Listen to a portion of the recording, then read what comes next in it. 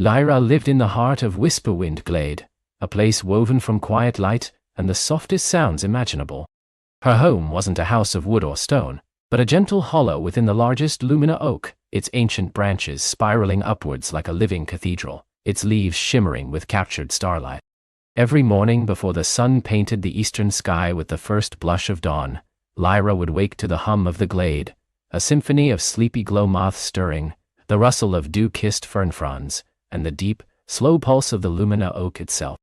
Her task, as it had been for generations of her kin, was to tend to the starlight weave. This wasn't a tangible tapestry, but the intricate network of magical light that threaded through every living thing in Whisperwind Glade, giving the Lumina oaks their inner glow, granting the whisper willows their sighing melodies, and making the very air shimmer with a benevolent, unseen energy. Lyra, with her nimble fingers and even nimbler spirit, could perceive these threads as faint, silver-blue lines, visible only to those of her lineage. She could mend a fraying strand with a touch, coax a dimming ember back to brilliance with a whispered song, and ensure the delicate balance of the glade remained undisturbed. Today, however, as Lyra uncurled from her mossy bed, a subtle disquiet rippled through the usual harmony. The hum of the glade felt thinner. The glow moths, usually a cloud of gentle luminescence drifting past her window hollow, seemed fewer, their light a shade less vibrant. She stretched, a small lithe figure with hair, the color of twilight and eyes that held the deep, knowing green of the forest floor after rain. A single, delicate silver-blue thread, the mark of her calling, was woven into the braid that fell over her shoulder. She stepped out onto a broad, flat branch that served as her porch, the cool morning air a soft caress against her skin. Below, the glade was waking up, but not with its usual effervescent joy.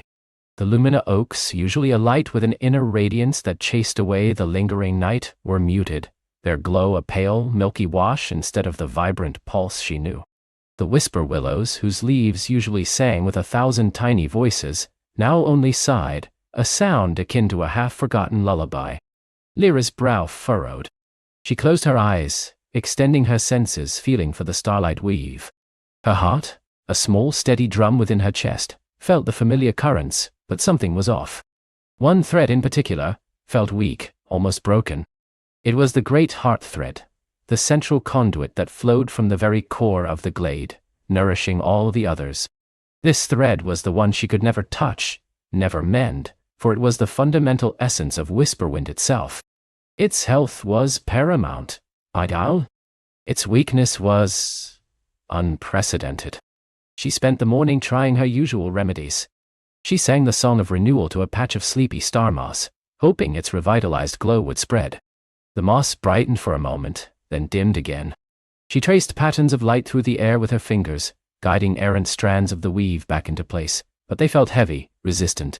The familiar thrill of mending, the satisfying clicking as a broken thread reconnected, was absent. It was like trying to patch a cloak with shadows.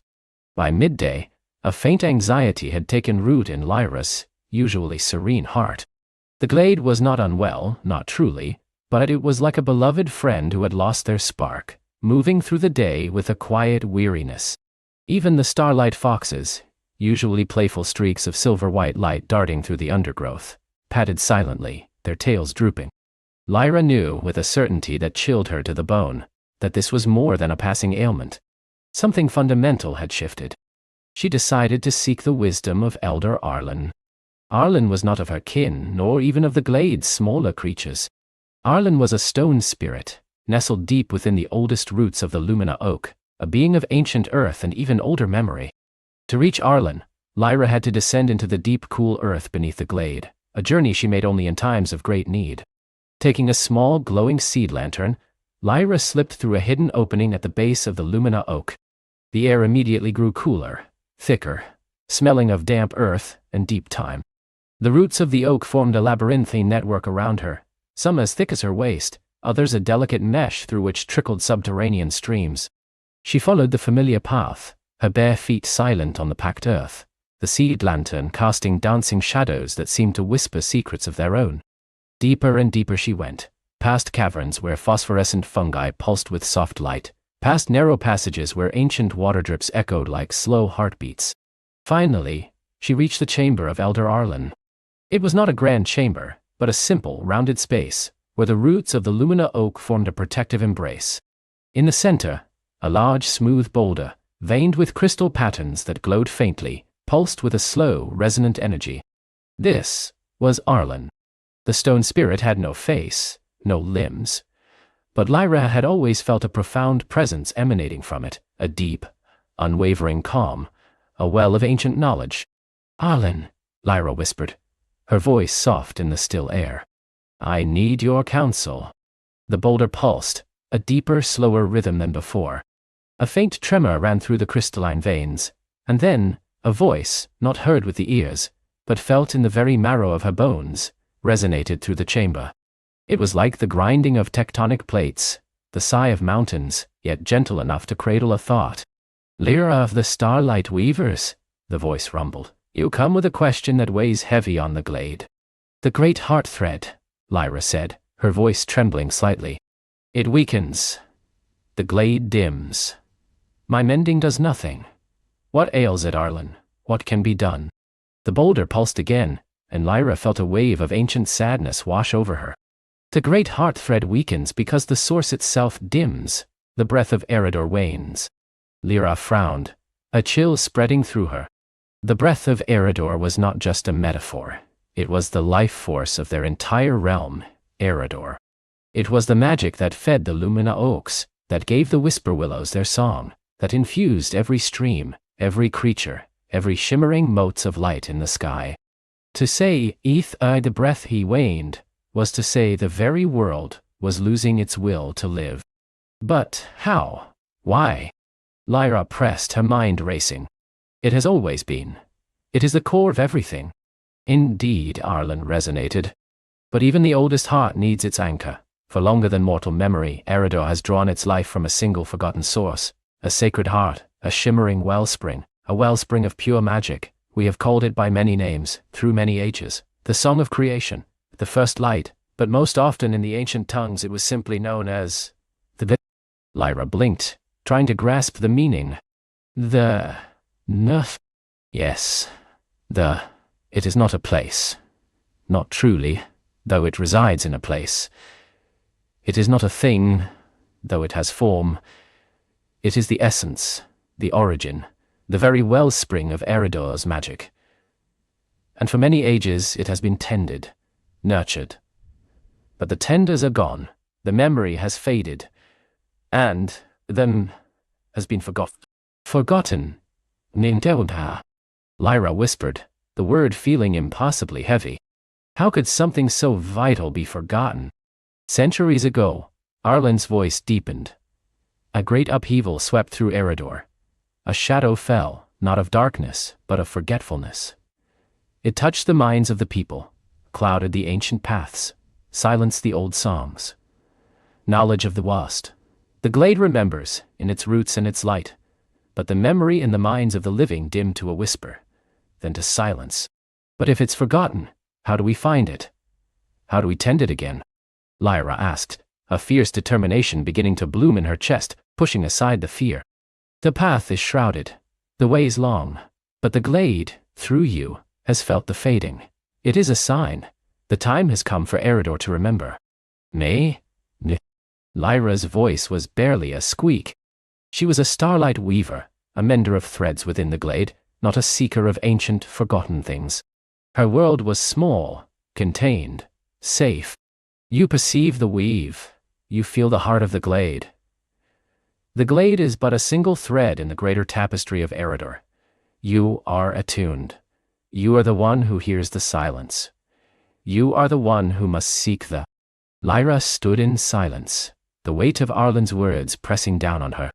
The responsibility felt immense, like trying to hold a star in her hands.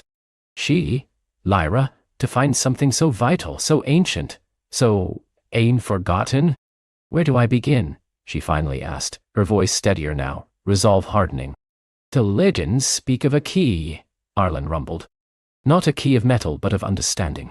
A song, a whisper, a truth. The first clue lies beyond the Whisperwind Glade, in the shimmering peaks, where the sky meets the earth in a dance of crystal and light. There, in the highest eyrie, lives a creature who remembers the old ways, a guardian of the sky keys. Seek the wind singer of the peaks. They may guide you to the first true step on the path to the ball. The shimmering peaks. Lyra had only ever seen them from a distance, jagged teeth of iridescent crystal piercing the clouds on the far horizon, a place of myth and legend, home to creatures of wind and light. It was a journey of many days, through lands she had never seen, across territories unknown. I will go, Lyra said, her voice ringing with a newfound conviction. The fear was still there, a tiny knot in her stomach, but it was overshadowed by a sense of purpose, a calling she could not ignore. The glade needed her.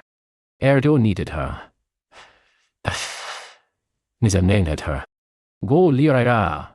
Arlen resonated, a faint warmth emanating from the stone. The breath of Eredor flows through you. Let it be your guide. The journey will test your spirit, but the heart of Eredor beats for your success. With a deep bow, Lyra thanked the elder and turned, making her way back up through the root-laced tunnels. As she emerged back into the glade, the air felt different. Not brighter, not yet, but imbued with a new sense of anticipation. The weight of her task settled upon her shoulders, but it also felt like a cloak of destiny, warm and empowering. She spent the rest of the afternoon preparing.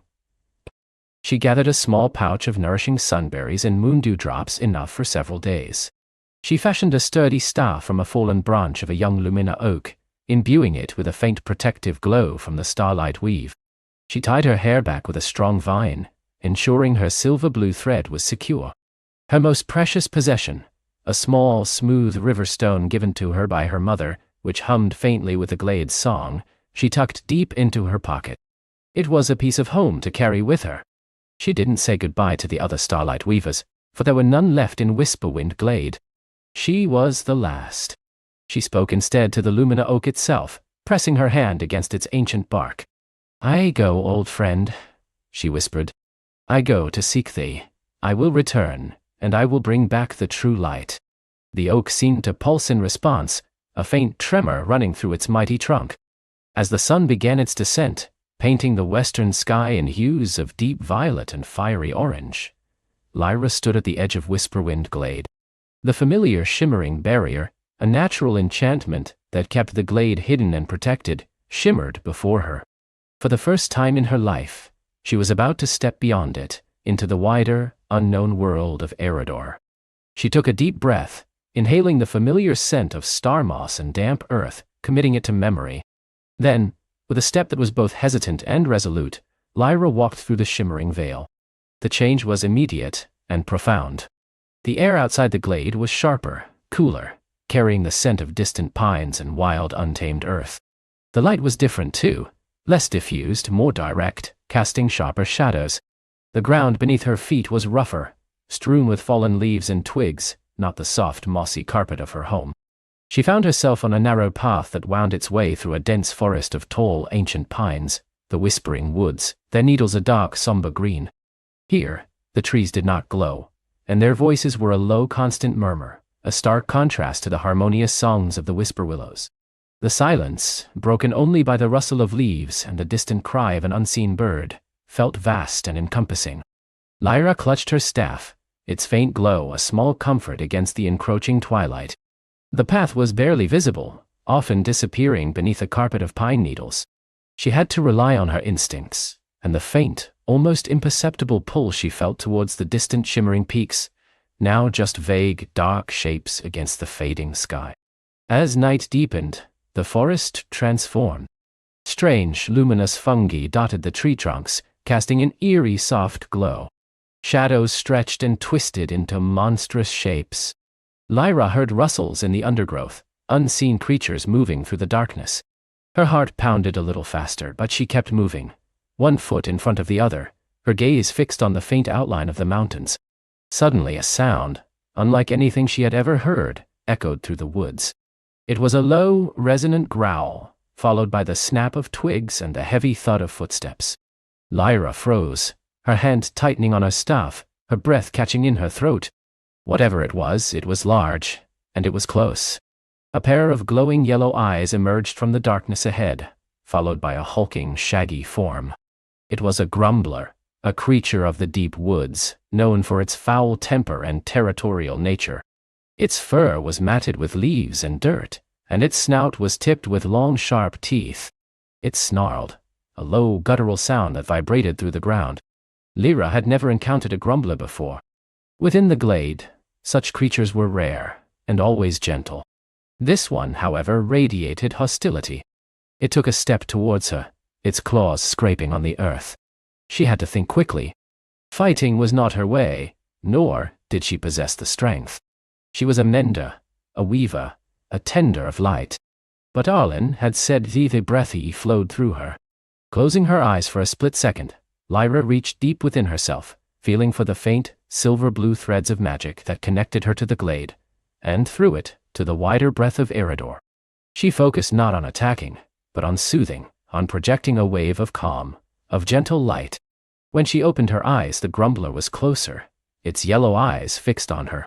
She raised her staff, not as a weapon but as an extension of her intent. A soft, shimmering aura, barely visible, pulsed around her.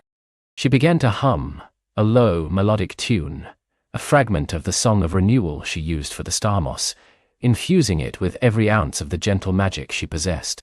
The grumbler paused. Its head tilted slightly.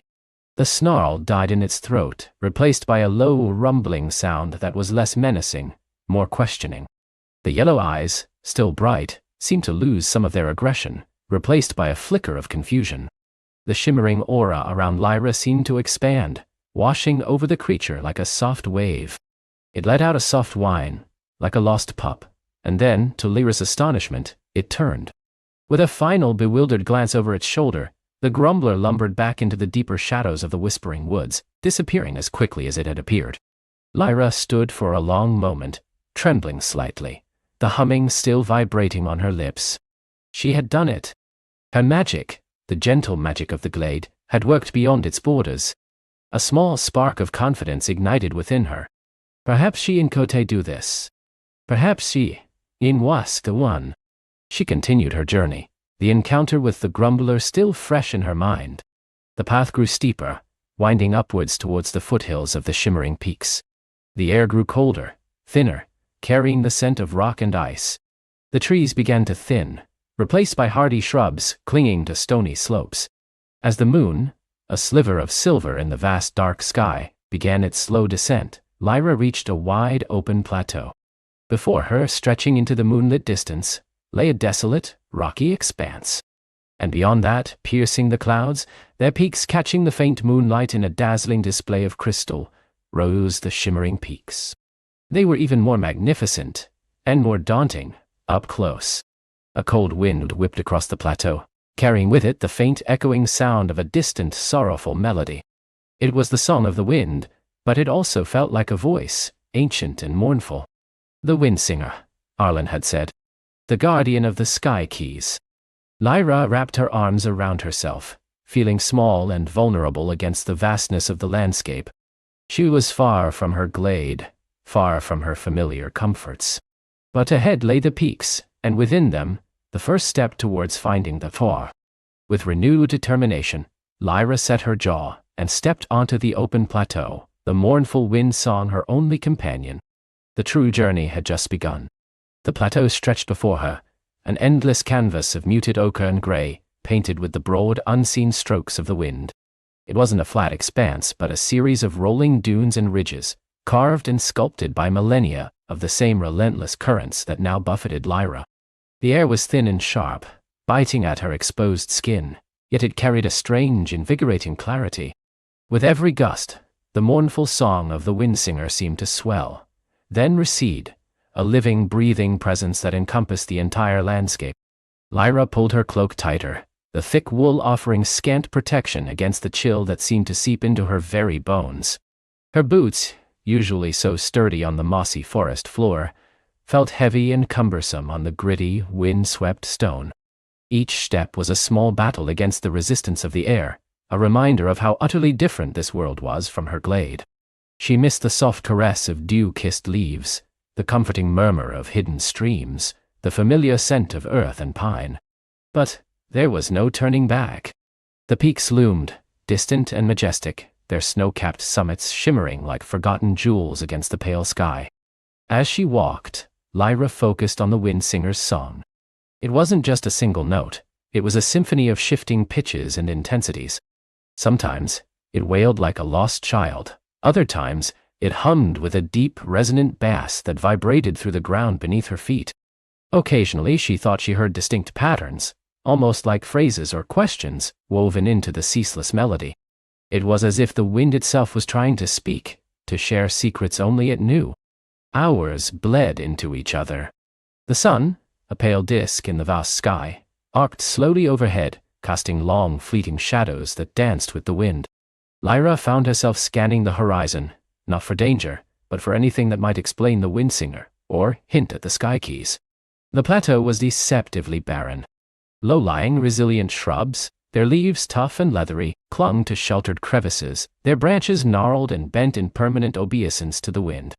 Occasionally, a flash of movement would catch her eye, a scuttling ground lizard, its scales mimicking the dusty terrain, or a solitary, broad-winged raptor circling high above, a silent partner to the wind's unending vigil. As dusk began to paint the sky in hues of lavender and apricot, Lyra sought shelter among a cluster of wind-sculpted boulders. These giants of stone had been smoothed and hollowed by eons of wind, creating small alcoves that offered a modicum of respite. She huddled within one, pulling out a small pouch of dried berries and nuts, meager rations, but enough to sustain her for now. The wind singer's song seemed to soften as night approached, becoming a lullaby, a gentle murmur that wrapped around her like a protective blanket. It was then, in the deepening twilight, that Lyra noticed something peculiar. Embedded in the rock face of her alcove, almost invisible against the natural grain, was a faint etching. She traced it with a finger, a series of interlocking spirals and curves, reminiscent of a swirling gust of wind, but with a precise, almost mathematical quality. As her finger followed the lines, a low, almost imperceptible hum resonated from the stone itself, a tiny echo of the greater song that filled the air. She pressed her palm against it, and a warmth bloomed beneath her hand, spreading through her arm. It felt ancient, powerful, yet strangely comforting. This wasn't just a random carving, it was a glyph, a symbol of communication. The wind singer wasn't merely a sound, it was an entity, a force that had left its mark upon the world. The glyph pulsed faintly under her touch, and Lyra felt a sudden intuitive urge to listen, not just with her ears, but with her whole being. She closed her eyes, letting the wind's song wash over her, trying to disentangle the patterns she had sensed earlier. She focused on the subtle shifts, the changes in rhythm, the almost imperceptible pauses. It was like learning a new language, one spoken without words, only vibrations and air currents. As she concentrated, the mournful quality of the song began to shift. She still heard the sorrow, yes, but beneath it, she perceived layers of other emotions, patience, wisdom, and enduring watchfulness. And then, a faint thread of something else, a query, a gentle probe. "Who are you, little one, who listens?" Wind seemed to whisper, not in words, but in a feeling, a direct impression upon her mind. Lyra gasped, her eyes flying open. Had she imagined it? No, the warmth in the glyph was stronger now, and the song outside seemed to hold its breath, waiting. "I am Lyra," she whispered into the wind, her voice small but firm. "I seek the wind singer's song resumed, but with a different quality. It swirled around her, not mournful now, but curious, probing. It felt as though invisible fingers were delicately exploring her thoughts, her intentions. She didn't resist, letting her purpose, her longing for thee flow freely into the currents. To heart of the world, the impression came again, clearer this time, tinged with a deep, cosmic weariness. Kit, slumbers. It has slept for ages beyond counting. Can Neon, when is y'all? "I know," Lyra replied, her voice gaining confidence. "But it needs to awaken, and I need the sky keys to reach it." A profound sigh seemed to ripple through the entire plateau, a sound that carried the weight of forgotten epochs. "The sky keys are not locks, little one. They are melodies, harmonies, the very breath of the world." Oh! This revelation stunned Lyra. Not physical keys, melodies. It made sense, in a strange magical way, given the nature of the wind singer. "How do I find them?" she asked, looking up at the vast star-dusted sky. "You already carry one," the wind responded, its voice now laced with a hint of ancient amusement. "A melody of your own heart. The courage that brought you here." Lyra felt a flush of warmth spread through her chest. Her courage. Could that be a key? It sounded like something Arlen would say. The others, they are scattered, hidden, die down. They resonate with the places they reside. The first waits at the whisper chasm, a song of silence, deep within the earth's breath. Andande, andandi, persema, seuo, hanma. The whisper chasm. Lyra looked towards the distant peaks, now mere silhouettes against the velvet blackness of the night. She hadn't seen any chasms on her journey so far, but the plateau was vast. She thanked the wind singer, feeling a profound sense of gratitude for this unexpected guidance. The wind song hummed a soft, lingering note of acknowledgement, then settled back into its more familiar, watchful cadence. Exhaustion finally claimed Lyra, and she drifted into a restless sleep, the wind singer's lullaby weaving through her dreams. She woke with the first gray light of dawn, feeling revitalized despite the cold. The wind singer's song was crisp and clear, guiding her now with an almost imperceptible shift in its currents. She continued her journey, the etchings of the ancient glyph fading from her mind but leaving behind a sense of purpose.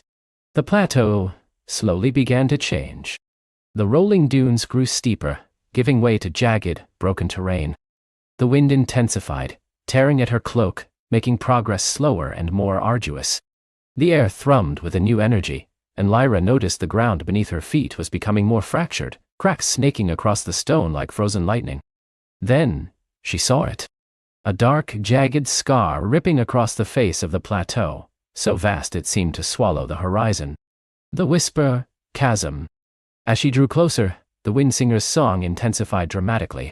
It wasn't mournful now, but a roaring torrent, a powerful, almost deafening current of sound that seemed to emanate directly from the chasm itself.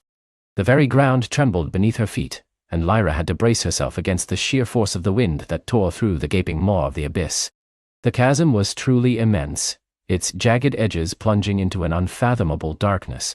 She peered over the precipice, her heart thudding in her chest. Far below, lost in the swirling mists, she could dimly perceive glimpses of strange crystalline formations, reflecting the scant light in eerie shifting colors. The roar of the wind was immense, a vortex of sound and motion, and yet, within its heart, she sensed the song of silence the wind singer had spoken of. How could silence exist within such a cacophony? Lyra walked along the rim, searching for a path, a way down. The sheer walls of the chasm offered no obvious handholds, no gentle slopes. It was a brutal, unforgiving gash in the earth. The wind singer's song, however, seemed to have a purpose now. It didn't just roar, it twisted and swirled, creating eddies and currents that, if she listened closely, seemed to suggest patterns, almost like invisible pathways. She found a narrow, treacherous ledge that snaked downwards, barely wide enough for her boots. It was a perilous descent, demanding every ounce of her concentration. Loose scree shifted underfoot, threatening to send her tumbling into the abyss. The wind, trapped within the chasm, howled and shrieked, pressing against her, trying to dislodge her. But Lyra remembered the wind singer's words. "You already carry one. The courage that brought you here." She focused on that inner strength, on the steady beat of her heart, and pushed forward. She used her hands, pressing against the cold, rough rock, finding purchase where there seemed to be none. As she descended deeper, the light grew dimmer, and the roar of the wind became a physical presence, a vibrating force that filled her lungs and vibrated her bones. She could feel the air itself shifting, swirling around her, pushing and pulling. It was then that she noticed the crystalline formations more clearly. They weren't just random growths. They were intricate, translucent structures, some like vast, delicate organs, others like shimmering, multifaceted bells. And they hummed. Each crystal seemed to resonate with a unique, subtle frequency, adding its own voice to the grand chorus of the chasm. Lyra realized these were not merely rocks, but living, singing crystals, attuned to the wind's ceaseless breath. They were the very instruments of the wind singer's song. She continued her descent, the air growing colder, denser. The wind's roar was now so overwhelming that it began to paradoxically create a sense of internal quiet. It was too much to process, so her mind sought refuge in a strange, profound stillness. This must be the song of silence. Not an absence of sound, but an experience of sound so complete, so overwhelming, that it transcended mere noise and became an inner peace. She reached a wide ledge, a temporary respite in the descent, where the wind's fury seemed to momentarily abate. Here, the crystalline formations were particularly dense, forming a glittering forest of sound-sculpted light. One crystal larger than the rest stood in the center of the ledge, a magnificent spire of pure, iridescent azure. It pulsed with an inner light, casting shifting patterns on the chasm walls. As Lyra approached it, the other crystals around it seemed to dim, their hum receding, leaving the great azure spire as the dominant voice. It didn't roar like the wind. It thrummed with a deep, resonant tone, a single, sustained note that vibrated through the air, through the rock, through Lyra herself. It was a note of incredible purity, a sound that felt both ancient and utterly new. This was it. The first, sky key. The song of silence. Lyra reached out a trembling hand, her fingers brushing against the cool, smooth surface of the azure crystal. A jolt, not of electricity but of pure, resonant sound, surged through her. She felt the note, the key, enter her, filling her with its pure, resonant frequency. It was a feeling of perfect balance, of utter stillness within immense power. For a moment, she was no longer Lyra, but a conduit, a vessel for the earth's silent breath. She closed her eyes, letting the sensation wash over her. The sound resonated within her chest, deep and true. It wasn't a melody she could sing with her voice, but a harmony she felt with her entire being. It was the calm eye of the storm, the deep, unmoving heart of the roaring chasm. When she opened her eyes, the azure crystal still pulsed, but Lyra felt a subtle change within herself. She had absorbed a part of its essence. The wind singer's song, which had been a chaotic roar moments before, now seemed to have a new clarity to her. She could perceive its underlying structure, its hidden rhythms, as if she had suddenly learned to read a complex musical score. She had found the first note, little one. The wind singer's voice resonated in her mind, clearer and more direct than before. Hear the silence of the deep. It will guide you through the clamor. Karan, Panitan. Lyra nodded, a sense of profound accomplishment settling over her. She had faced the chasm, embraced the silence, and found a key. But the descent still stretched before her, and the climb back up would be even harder. She looked down into the murky depths, wondering what other keys awaited her, what other challenges the wind singer guarded. She knew she couldn't stay here. The path forward, the wind singer had implied, lay deeper within the mountains. The chasm was a passage, not a destination. With the new resonance of the silence of the deep humming within her, Lyra felt a renewed strength, a clarity of purpose that cut through the physical exhaustion. The wind still pressed against her, but now she felt less like she was fighting it, and more like she was dancing with it, moving in harmony with its powerful currents.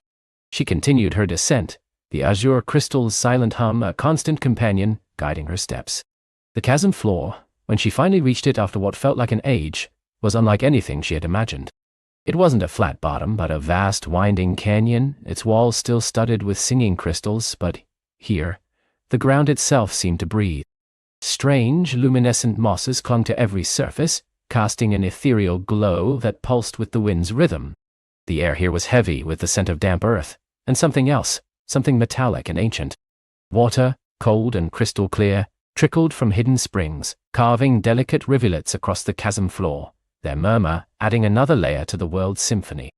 As Lyra walked, she noticed formations in the rock that were clearly not natural. Pillars of rough-hewn stone, half buried in scree, rose intermittently from the canyon floor. Some were topped with what looked like shattered platforms, others bore faint carvings similar to the glyph she had found on the plateau, but far more elaborate, depicting figures with flowing robes and outstretched arms, seemingly embracing the wind. These were ruins, the remnants of an ancient civilization, long lost to the ages, that had once thrived within the Whisper Chasm. The wind singer had mentioned ancient skyweavers in her thoughts. Could this be their forgotten city? One structure, larger and more intact than the rest, caught her eye. It was a circular platform, still relatively complete, with a low wall surrounding it. In its center stood a single weathered pedestal. Lyra approached cautiously, her heart quickening. The air around the pedestal felt charged with residual magic, a faint echo of forgotten power. Upon closer inspection, she saw that the pedestal was not empty. Resting within a shallow depression was a peculiar object. It was a sphere, about the size of her fist, made of what appeared to be perfectly clear glass or crystal. Within its depths, however, was not emptiness but a miniature, swirling vortex of light, constantly shifting colors, like a captured nebula. It hummed with a soft, almost inaudible vibration that resonated with the silence key within her. This was no ordinary relic. As Lyra reached for it, the wind singer's voice, now a gentle murmur within her mind, spoke again. Enchanting Echo Sphere. A relic of the Sky Weavers.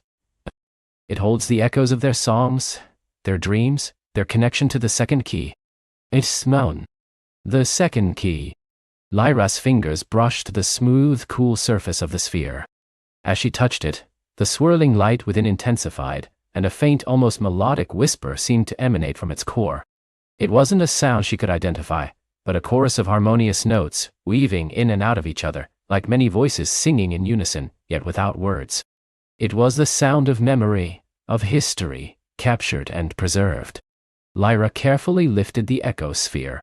It was surprisingly light, almost weightless, yet it pulsed with an undeniable energy.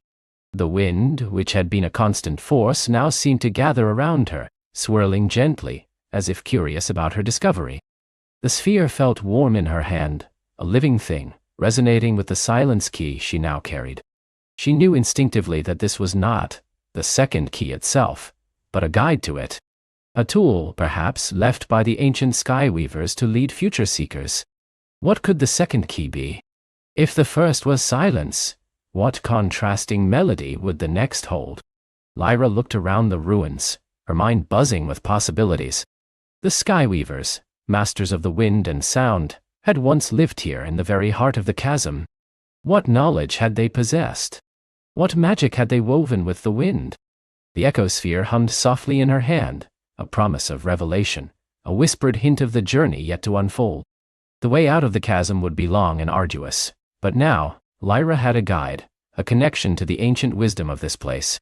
With the silence of the deep resonating within her, and the echosphere glimmering in her grasp, she felt ready for whatever the peaks and the wind singer had in store. The true ascent was about to begin.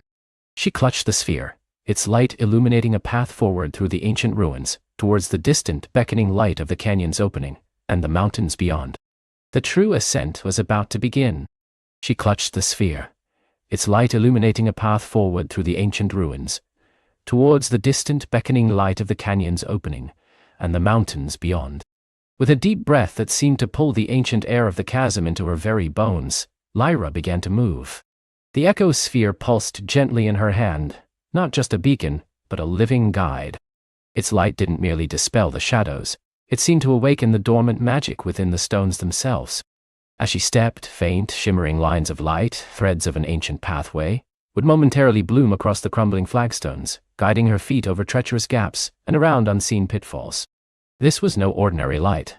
It was an echo of the original architect's intent, brought back to life by the sphere. The ruins around her were more extensive than she had first realized. She was not just climbing out of a natural chasm, but ascending through the heart of a vast, forgotten city, built vertically into the canyon walls. Towering spires of carved rock, now leaning precariously, reached towards the sky, their surfaces etched with intricate glyphs that glowed faintly green as the sphere's light passed over them. Bridges of petrified wood and crystal, long since crumbled in places, once spanned dizzying voids. Lyra imagined the people who had lived here, their lives woven into the very fabric of the deep earth, their voices echoing off these silent walls. The silence of the deep, the profound understanding gifted to her by the chasm dweller, was her other guide. It wasn't merely the absence of sound, it was a heightened perception, an inner stillness that allowed her to discern the subtle vibrations of the stone, the faint whisper of air currents through hidden passages, even the slow, patient pulse of the mountain itself. When the path seemed to vanish, or a section of the ruins presented a riddle, Lyra would pause, close her eyes, and let the silence wash over her. It was then that the echosphere would thrum more intensely, and a forgotten switch, a hidden lever, or a perfectly balanced stone that could be shifted to reveal a stair, would become clear to her inner eye.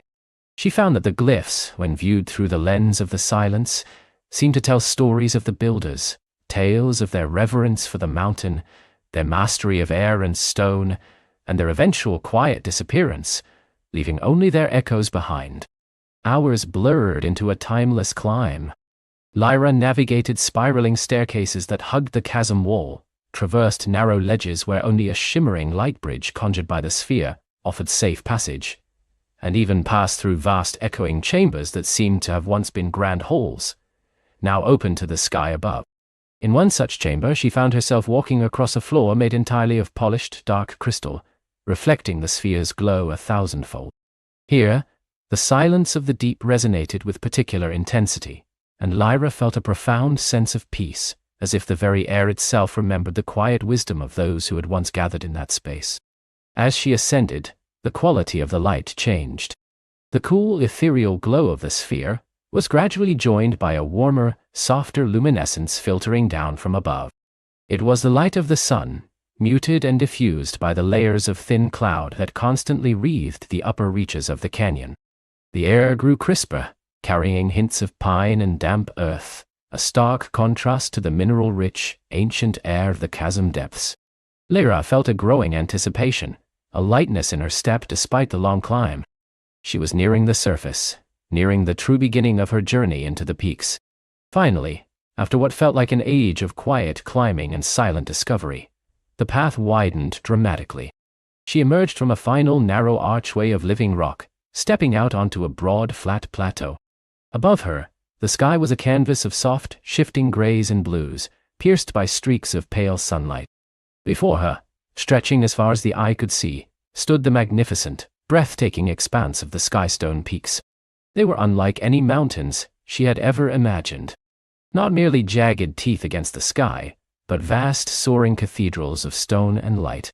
Some peaks were polished smooth, gleaming with an inner luminescence, as if made of solidified moonlight.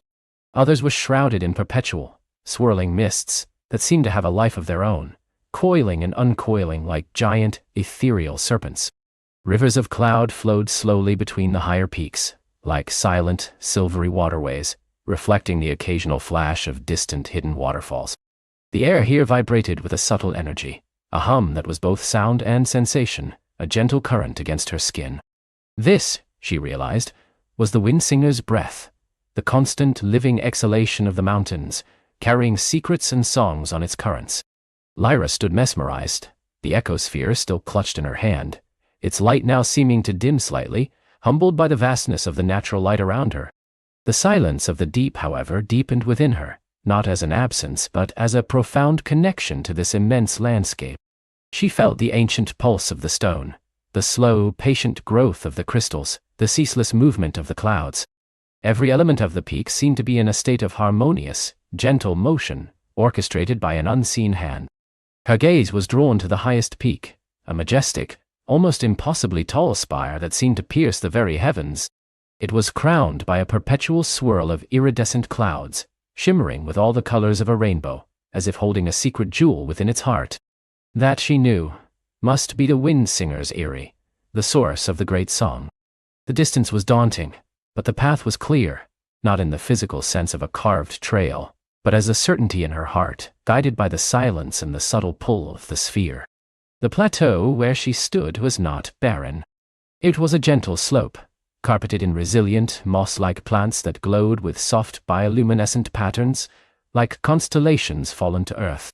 Scattered among them were clusters of crystalline flowers, their petals chiming faintly in the windsinger's breath, each tone a tiny perfect note in the mountain symphony.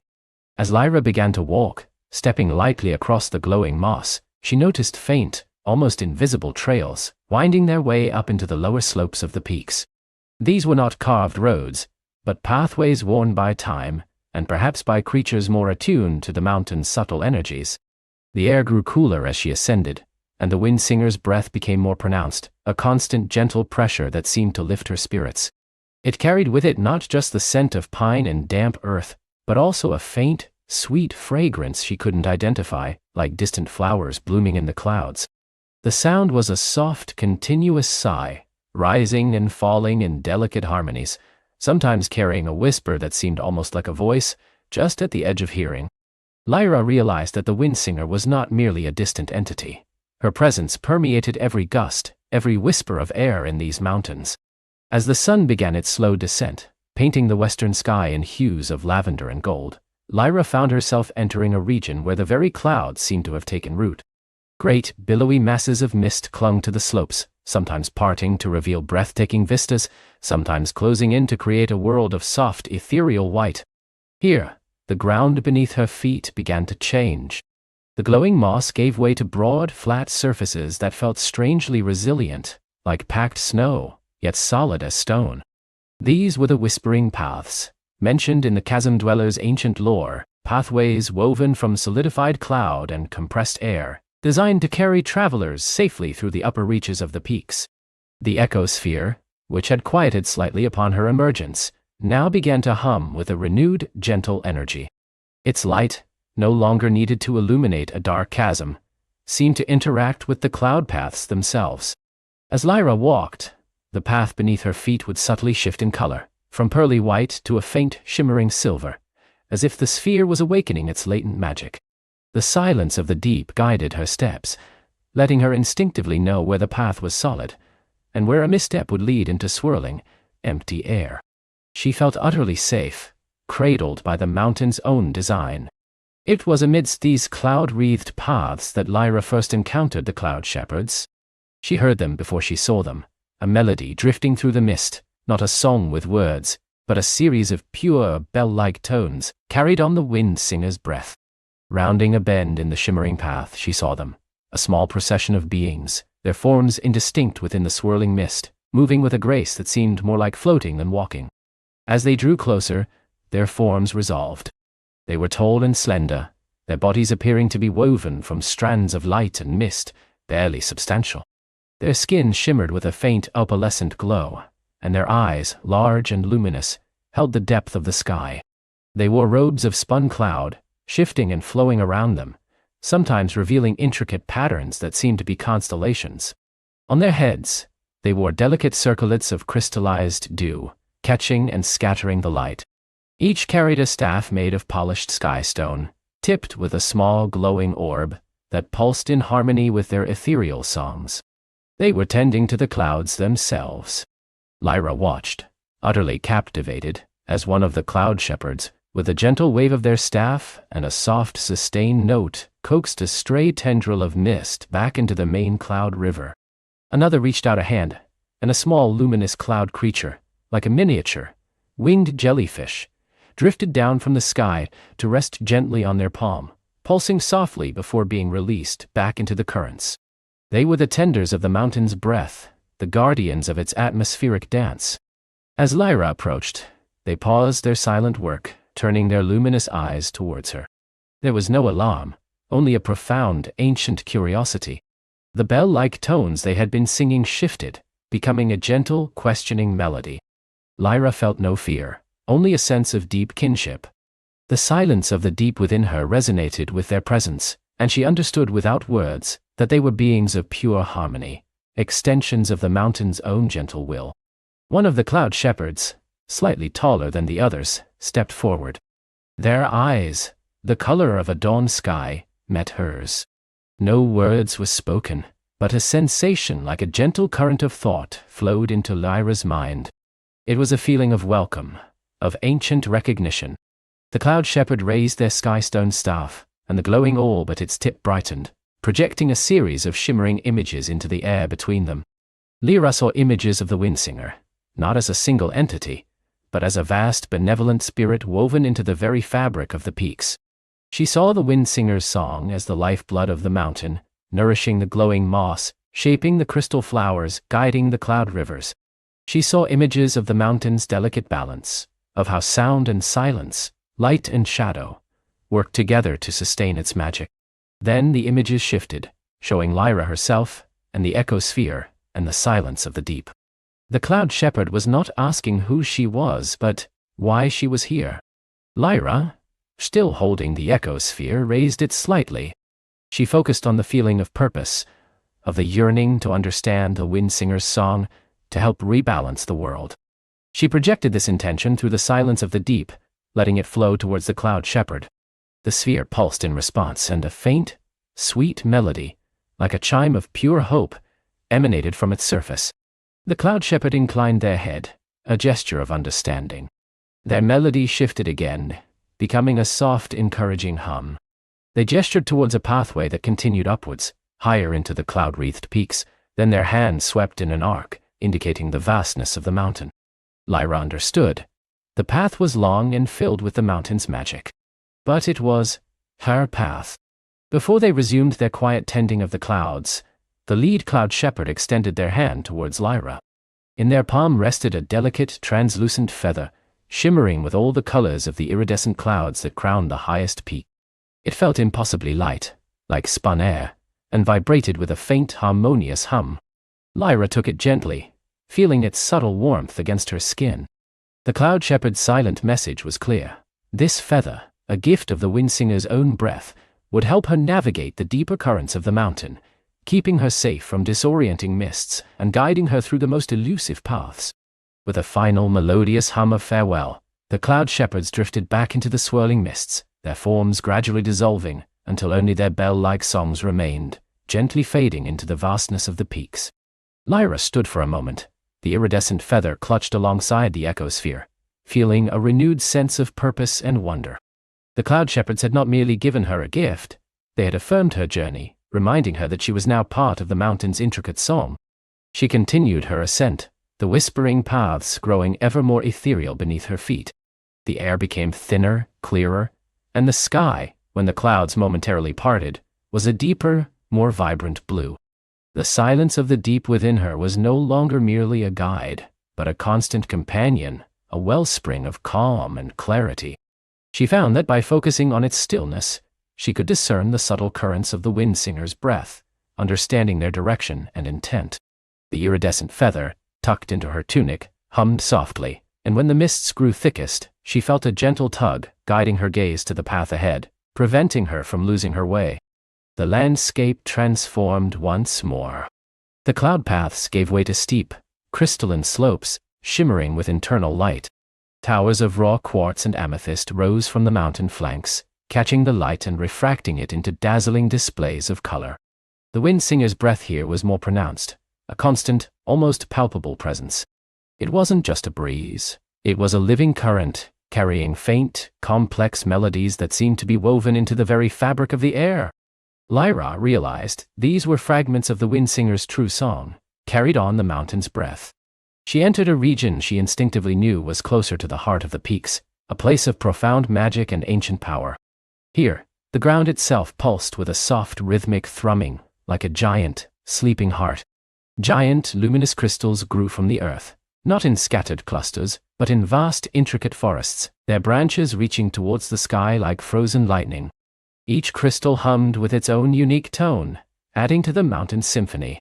Lyra walked among them, feeling the echoes of their ancient songs, sensing their deep connection to the earth and the sky. The ecosphere pulsed in harmony with them, its light illuminating the intricate patterns within their crystalline hearts. Ahead, she saw a magnificent sight, a vast chasm, not like the one she had emerged from, but one that seemed to cleave the very peak in two, revealing a sky bridge of pure shimmering light spanning the void. This was the Bridge of Whispers, a legendary passage only accessible to those attuned to the mountain's song. It pulsed with an inner light, and as Lyra drew closer, she realized that the bridge wasn't merely light. It was woven from solidified sound, from countless echoes of the wind singer's own breath. A gentle current of air, infused with soft melodic whispers, flowed from the bridge, beckoning her forward. The silence of the deep urged her to trust, to step onto the shimmering span. This was a place of powerful magic, a gateway to the wind singer's highest sanctuary. The true heart of the peaks lay just beyond, and Lyra knew with a certainty that hummed in her soul that she was very close to her destination, very close to the source of the great song. The wind singer was waiting. Lyra took a deep breath, the crisp, clean air filling her lungs with a scent of ancient stone and nascent starlight. With a quiet step, she extended her foot, placing it gently onto the shimmering bridge. It wasn't solid rock or woven thread, but pure, solidified light, cool and smooth beneath her worn boot. As her weight settled, the bridge pulsed with a soft inner luminescence, a harmonious hum resonating through her very bones. It felt like walking on a rainbow spun from moonbeams, each step a whisper against eternity. The melodic whispers from the current grew louder, weaving intricate patterns around her. Not words, but feelings, welcome, anticipation, ancient memory. The silence of the deep, which had been a profound stillness, now felt like a vast, attentive listener, urging her onward with quiet reverence. Below her, the chasm was no longer terrifying, but a canvas of shifting cosmic dust, mirroring the distant stars. Above, the sky seemed to open further, revealing constellations she'd never seen from the valleys below, glittering like scattered diamonds on black velvet. She walked towards a natural archway of crystal-infused rock, which shimmered with an internal aurora. Beyond it, the air itself seemed to vibrate with a deeper hum, a promise of the song that awaited. As she passed through the arch, the world transformed. She wasn't in a cavern, nor on a simple peak. She was in a vast open-air sanctuary carved into the very heart of the highest mountain, yet open to the sky. Here the peaks rose around her like the colossal fingers of a sleeping titan, their tips reaching into the starry abyss. But at the center of this incredible amphitheater of stone and sky stood not a being, but an immense, ethereal structure. It was a spiral of luminous crystal, impossibly tall, reaching from the mountain's base up into the heavens. Its form was intricate, like a colossal, delicate shell, or a magnificent living instrument crafted from pure light and solidified wind. Air currents, visible as shimmering ribbons of energy, flowed ceaselessly through its crystalline channels, but the profound silence remained, a stark contrast to its obvious purpose. This was it. The wind singer. It pulsed with a soft internal glow, a gentle breath of light, but no sound. It was magnificent, breathtakingly beautiful, yet undeniably dormant, like a great heart that had slowed to an almost imperceptible beat. Lyra felt a pang of sorrow for its slumber, for the world that had lost its vibrant voice. As she stepped closer, the ground beneath her feet was smooth, polished obsidian, reflecting the wind singer and the stars above. A small circular pedestal of luminescent stone stood before the wind singer, perfectly centered. It was carved with ancient symbols that seemed to writhe and flow like miniature wind currents. Lyra knew, with that same humming certainty in her soul, that this was where she was meant to place the seed of starlight. Carefully she reached into the pouch at her belt, her fingers brushing against the smooth, cool surface of the small radiant orb. It felt warm now, throbbing faintly with its own light, as if sensing its destination.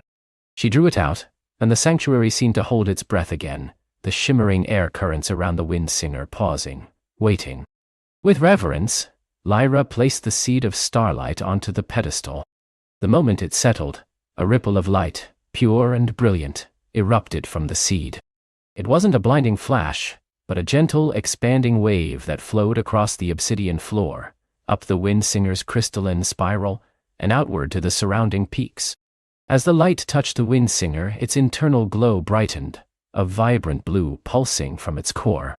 The crystalline channels, once still, began to hum, a low, resonant thrum that vibrated through Lyra's chest, a note deeper and older than any she had ever heard.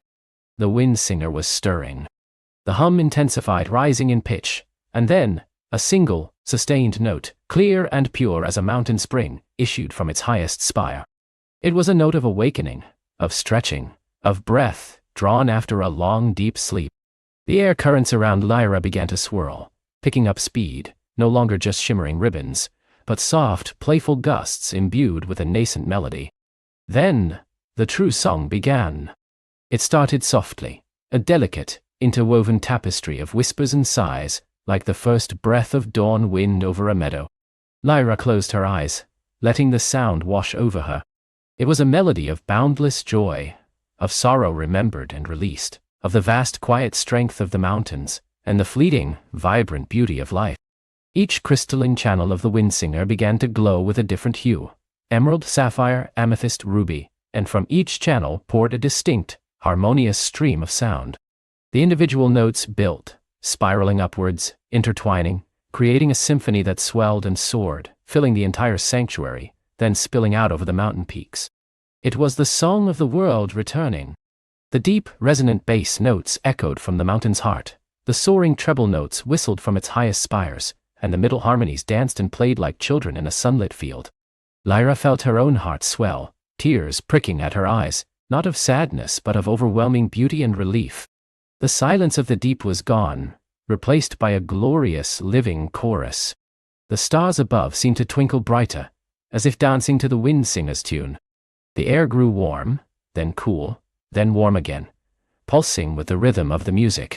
As the song reached its magnificent crescendo, a gentle, resonant voice woven from the very fabric of the music spoke directly into Lyra's mind, a voice that felt like the rustling of ancient leaves and the murmur of distant rivers. "Little singer, you have brought the spark. You have rekindled the breath of the world." Lyra opened her eyes. The wind singer glowed with a blinding yet gentle light, its crystalline spirals now a kaleidoscope of living color. She felt no fear, only immense peace and a profound connection. I just brought the seed," Lyra whispered, her voice feeling small against the grandeur of the song. "The seed holds the memory of light, the promise of renewal," the wind singer's voice resonated.